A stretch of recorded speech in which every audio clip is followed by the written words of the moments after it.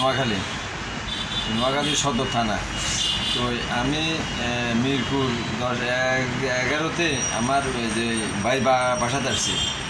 বাসাতে আবার পরে নাস্তা করবার পর দিয়া তখন ফোন আসতো যে দারগা পুলিশ পরিচয় দিছে যে ভাই আপনার ছেলে ইমরানের সাথে রিয়াদের সাথে কথা বলেন যে রিয়াদ বাজারে আসছে কি একটা ব্যাগ দিছে ধরা খাইছে, 2জন সুমুডি 2জনে সাহায্য দিছে আর হাতে আছে টাকা 10,000 দিলে সাহায্য দেবো। তখন আমি বলছি আমি ডাক্তারের কাছে আসছি, ঠিক আছে আপনারা আমি পরে ফোন দিয়ে আমরা জানিয়ে দিচ্ছি।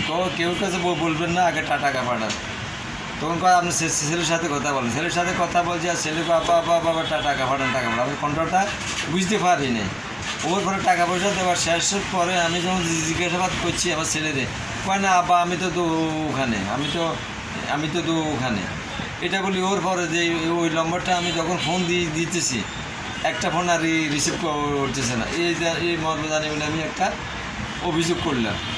আপনার দেশের বাড়ি কোথায়? দেশের বাড়ি হলো নোয়াখালী। কোন থানা? সদর থানা। নোয়াখালী সদর থানা। গ্রামের নাম Dainyapur 6 number ward. Post office Khaddarhat. আচ্ছা, আপনি কী করেন? আমি ব্যবসা করি। কিসের? আমি এই যে মুদি দোকানের ব্যবসা। আমাদের বাড়ির দরজার একটা দোকান আছে, দোকানে ব্যবসা করি। কবে পত্র রয়েছে? আজকে 4:30-4:40 টাইমে। আচ্ছা, প্রতারকের বিরুদ্ধে আপনি বিচার চান?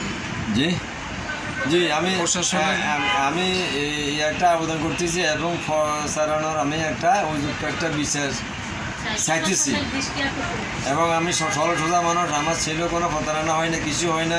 বিনাবাদে আমার থেকে এই নম্বরে 5,000 টাকা নিয়ে গেছে। ওর পরে ফোন দিচ্ছে বন্ধ। ওই নাম্বারটা কত?